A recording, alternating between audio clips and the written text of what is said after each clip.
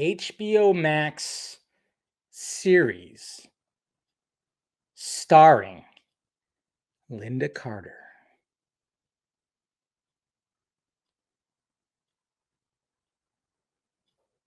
Jason Kylar.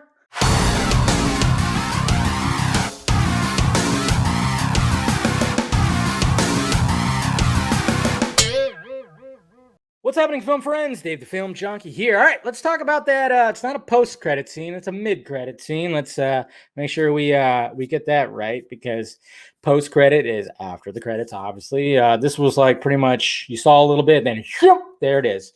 Where basically, at the end of Wonder Woman 84, and I mean, obviously, you guys know this is going to be spoilers, so if you haven't seen it yet, please don't watch this video unless you just don't give a shit. Then, by all means, continue watching. But yes.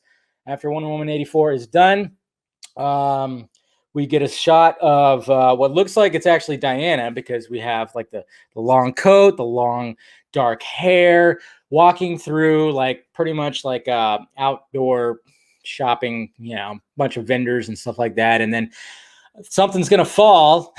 And unlike Donna Troy in Titans, where she holds on to it, gets electrocuted, and dies, which is weird.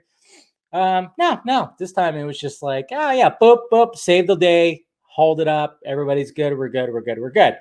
And then when she turns around, it is not Diana, it is not Gal Gadot, it is Linda Carter, looking still pretty stunning. I mean, I'm just saying, she still looks pretty damn stunning when it came to her little cameo here. And she's Asteria, who is mentioned in the movie when we got like Diana Prince's little Batcave closet that she, pretty much watches everything. And Steve goes, "What is that?" There's something all wrapped up that's kind of big. And it's of course the golden armor, which Asteria is the one who dons that. She wraps Steve's hand because I guess, not only does the lasso of truth make you tell the truth, but it will actually show you the truth. There you go. Not a bad little, I mean, hey, it beats fucking explaining shit, right? Like, let me tell you, and that's exactly what she does. Where, you see, like, you don't see the face, but you see her battling, you see the golden armor and everything like that. And then of course, even in like the books, they talk about Asteria, who's like the ultimate Amazonian warrior. She gets the golden armor, and then of course eventually Diana does find it. So I'm just saying, like, I mean, you established that already.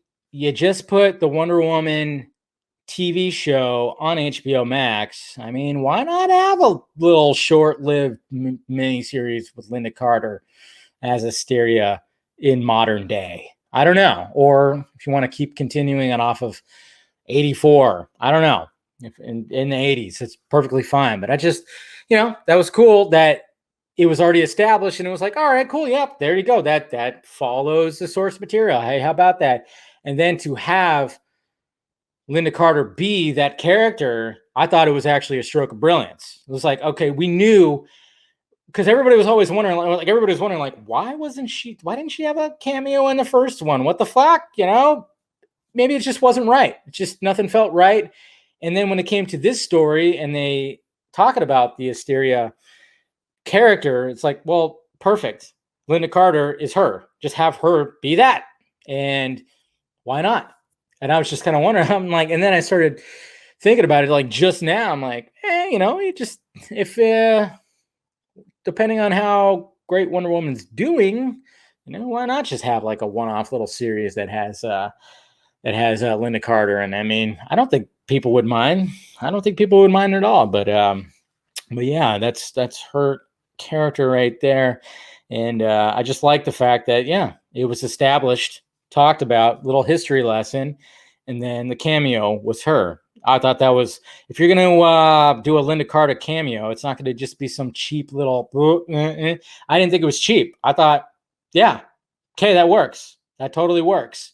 And some people will still think it's like lame and whatever. And I get that, but I just thought if that's the way you're going to do it, I mean, that's, she's playing a character that's part of the mythos of Wonder Woman, Themyscira.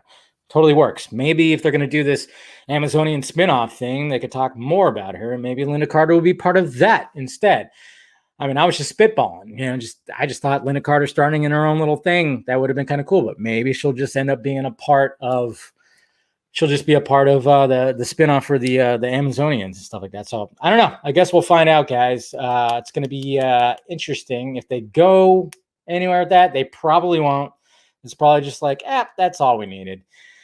Just a little fanfare right there, because I know a lot of people were like, "Oh my God, Lynda Carter!" I went down the Twitter, typed in her name, went down the Twitter thing, and everybody was loving the cameo.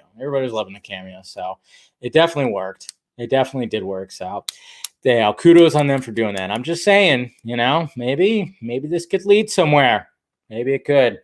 And very well done by putting her in there. So anyways, guys, that's pretty much my 2 cents on the mid-credit scene when it comes to Wonder Woman 84. I think, it was definitely done well. And it wasn't it wasn't cheap. It wasn't cheap. It paid off. I thought it did well. I mean, I'm not going to, any Lynda Carter's fine with me. I don't care. She's still hot. She's still rocking it, man. So I'm okay with it. Anyways, all right, guys, before I get too pervy, I'm going to go ahead and end this video. So hit that thumbs up button if you'd be so kind. Subscribe to my channel. Hit that notification bell so you know when I'm doing this stuff. Follow me on the Sock Meds down below, your Twitter, Instagram, Facebook. Got Patreon too if you want to help out the Patreon, or help out the pirate ship, I should say, with the Patreon. Become a patron. Got it down there. Even if you have $1, appreciate it. And of course, merchandise. You want to get yourself a shirt, also down below. All right, guys? Talk to you later.